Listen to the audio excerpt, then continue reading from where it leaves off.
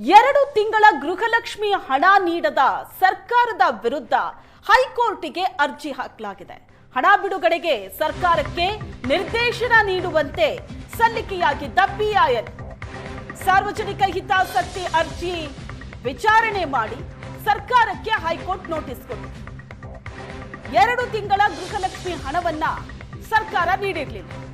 ಇದರ ವಿರುದ್ಧ ಹೈಕೋರ್ಟಿಗೆ ಅರ್ಜಿ ಸಲ್ಲಿಕೆಯಾಗಿರುವುದು 2025ರ ಕಳೆದ ವರ್ಷದ ಫೆಬ್ರವರಿ ಮಾರ್ಚ್ನ ಗೃಹಲಕ್ಷ್ಮಿ ಹಣವನ್ನ ಸರ್ಕಾರ ಬಾಕಿ ಉಳಿಸಿಕೊಂಡಿದೆ.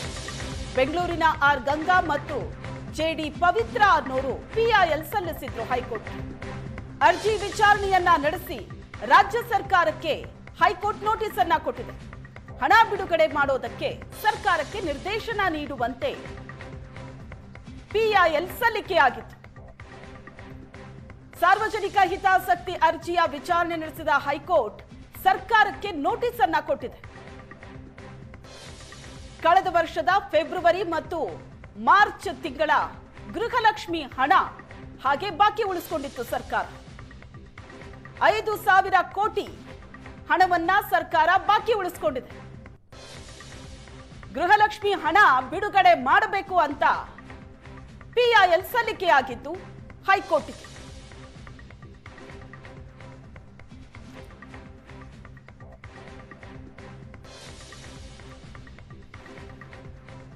ಈ ಬಗ್ಗೆ ಹೆಚ್ಚಿನ ಡೀಟೇಲ್ಸ್ ಅನ್ನ ಕೊಡ್ತಾರೆ Bengaluru bureau head Ramesh. News desk ಇಂದ ನೇರ ಸಂಪರ್ಕದಲ್ಲಿ ಜಾಯ್ನ್ ಆಗಿದ್ದಾರೆ. ರಮೇಶ್, ಪಿಐಎಲ್ ಸಲ್ಲಿಕೆ ಆಗಿತ್ತು ಹೈಕೋರ್ಟಿಗೆ 2 ತಿಂಗಳ ಗೃಹಲಕ್ಷ್ಮಿ ಹಣವನ್ನ ಸರ್ಕಾರ ಬಾಕಿ ಉಳಿಸಿಕೊಂಡಿದ್ದಕ್ಕೆ ಸರ್ಕಾರ ಈಗ ಹೈಕೋರ್ಟ್ ಈಗ ಸರ್ಕಾರಕ್ಕೆ ನೋಟಿಸ್ ಅನ್ನ ಕೊಟ್ಟಿದೆ. ಸೊ ಏನಂತ ನೋಟಿಸ್ ಕೊಟ್ಟಿರೋದು ಸರ್ಕಾರಕ್ಕೆ?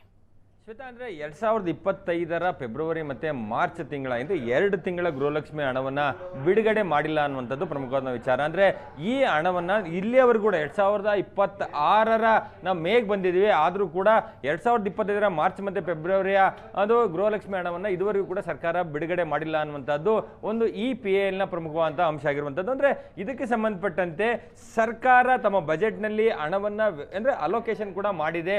ಆ ಹಣವನ್ನು ಎಲ್ಲಿ ಹೋಯ್ತು, ಆದರೆ ಎಷ್ಟೋ ಜನ ಅಂದರೆ ವೀಕರ್ ಸೆಕ್ಷನ್ ಇರುವಂತಹದ್ದು ದುರ್ಬಲ ವರ್ಗದಲ್ಲಿರುವಂತಹ ಮಹಿಳೆಯರು ಈ ಹಣಕ್ಕೋಸ್ಕರ ಕಾಯ್ತಾ ಇರ್ತಾರೆ. ಆದರೆ ಈ ರೀತಿ ಹಣವನ್ನು ಕೊಡದೇ ಇರುವಂತದ್ದು ಕೂಡ ನಮಗೆ ಕಷ್ಟ ಆಗಿದೆ ಅನ್ನುವಂಥ ನಿಟ್ಟಿನಲ್ಲಿ ಬೆಂಗಳೂರಿನ ಬಸವೇಶ್ವರ ನಗರ ನಿವಾಸಿಯಾದ ಗಂಗಾ ಮತ್ತೆ ನಂದಿನಿ ಲೇಔಟ್ ನಿವಾಸಿಯಾಗಿರುವಂತಹ ಪವಿತ್ರ ಅನ್ನುವಂಥ ಇಬ್ಬರು ಅರ್ಜಿಯನ್ನು ಸಲ್ಲಿಸಿದ್ರು. ಸೊ ಇದಕ್ಕೆ ಸಂಬಂಧಪಟ್ಟಂತೆ ಸರ್ಕಾರ ಏನು ಉತ್ತರವನ್ನು ಕೊಡುತ್ತೆ ಅನ್ನುವಂಥ ನಿಟ್ಟಿನಲ್ಲಿ ಒಂದು ನೋಟಿಸ್ ಅನ್ನು ಜಾರಿ ಮಾಡಿರುವಂತಹದ್ದು. ಮತ್ತೆ ಮುಂದಿನ ವಿಚಾರಣೆ ಸಂದರ್ಭದಲ್ಲಿ ರಾಜ್ಯ ಸರ್ಕಾರ ಯಾವ ಕಾರಣಕ್ಕಾಗಿ ಈ ಹಣವನ್ನು ನೀಡಿಲ್ಲ ಅನ್ನುವಂಥದ್ದಾಗಲಿ ಅಥವಾ ಆ ಹಣವನ್ನು ಯಾವಾಗ ನೀಡ್ತೀವಿ ಅನ್ನುವಂಥ ವಿಚಾರದಲ್ಲಿ ಕೂಡ ಸರ್ಕಾರ ಹೈಕೋರ್ಟ್ಗೆ ಉತ್ತರವನ್ನು ಕೊಡಬೇಕಾಗುತ್ತೆ. ಸೊ ಈ ವಿಚಾರ ಇದು ಮೊದಲೇ ಬಾರಿ ಹೈಕೋರ್ಟ್ ಮುಂದೆ ಬಂದು ಆಶ್ಚರ್ಯ ಮೂಡಿಸುವಂಥ ವಿಚಾರ ಅಲ್ಲ ಶ್ವೇತಾ.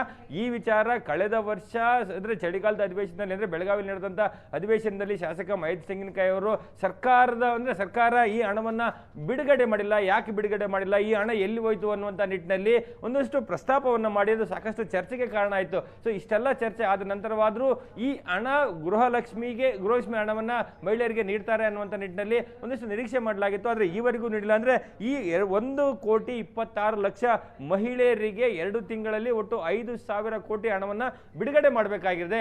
ಸೊ ಆ ಹಣ ಬಿಡುಗಡೆ ಮಾಡಿಲ್ಲ ಅನ್ನುವಂಥದ್ದು ಕೂಡ ಈಗಿರುವಂಥದ್ದು. ಹಾಗಾಗಿ ಈ ಒಂದು ಹಣವನ್ನು ಬಿಡುಗಡೆ ಮಾಡಬೇಕು ನಿಟ್ಟಿನಲ್ಲಿ ಹೈಕೋರ್ಟ್ ಮುಂದೆ ಅಂದರೆ ಅರ್ಜಿ ಸಲ್ಲಿಕೆ ಆಗಿರುವಂಥದ್ದು. ಸೊ ಇದನ್ನು ನೋಡ್ತಾ ಹೋದ್ರೆ ಇಲ್ಲಿ ಸದ್ಯಕ್ಕೆ ಇವತ್ತು ಅರ್ಜಿ ಅಂದರೆ ಆರಂಭಿಕ ವಿಚಾರಣೆಗೆ ಬಂದಿದ್ದರಿಂದ ಹೈಕೋರ್ಟ್ ಸರ್ಕಾರಕ್ಕೆ ನೋಟಿಸ್ ಅನ್ನು ಜಾರಿ ಮಾಡಿರುವಂಥದ್ದು. ಮತ್ತೆ ಆ ಅರ್ಜಿಯ ಒಂದಷ್ಟು ಅಂಶಗಳನ್ನು ನೋಡ್ತಾ ಹೋದ್ರೆ ಸೊ ಈ ಹಣವನ್ನ ಒಂದು ಯಾವುದೇ ರೀತಿಯಾದಂಥ ಒಂದು ಲಾಫುಲ್ ಜಸ್ಟಿಫಿಕೇಶನ್ ಇಲ್ಲದೆ ಈ ಹಣವನ್ನು ನಿಲ್ಲಿಸಲಾಗಿದೆ. ಇದುವರೆಗೂ ಕೊಟ್ಟಿಲ್ಲ, ಕೊಡಬೇಕು ಅನ್ನುವಂಥ ನಿಟ್ಟಿನಲ್ಲಿ 1,26,00,000 ಮಹಿಳೆಯರಿಗೂ ಕೂಡ ಈ ಹಣ ಆ 2 ಕಂತಿನ ಹಣವನ್ನು ಬಿಡುಗಡೆ ಮಾಡಬೇಕು ಅನ್ನೋ ನಿಟ್ಟಿನಲ್ಲಿ ಒಂದು ಈ ಪಿಐಎಲ್ ಅರ್ಜಿ ಇರುವಂತಹದ್ದು. ಅದಕ್ಕೆ ಸಂಬಂಧಪಟ್ಟಂತೆ ಮುಂದಿನ ವಿಚಾರಣೆ ಸಂದರ್ಭದಲ್ಲಿ ಸರ್ಕಾರ ಹೇಗೆ ಸಮರ್ಥಿಸಿಕೊಳ್ಳುತ್ತೆ ಮತ್ತೆ ಹೈಕೋರ್ಟ್ ಸರ್ಕಾರಕ್ಕೆ ಯಾವ ನಿರ್ದೇಶನ ನೀಡಬಹುದು ಅನ್ನೋ ನಿಟ್ಟಿನಲ್ಲಿ ಕಾದು ನೋಡಬೇಕಾಗಿರುವಂತಹದ್ದು. ಶ್ವೇತಾ, ಓಕೆ ರಮೇಶ್, ಹಾಗೆ ಸಂಪರ್ಕದಲ್ಲಿರಿ.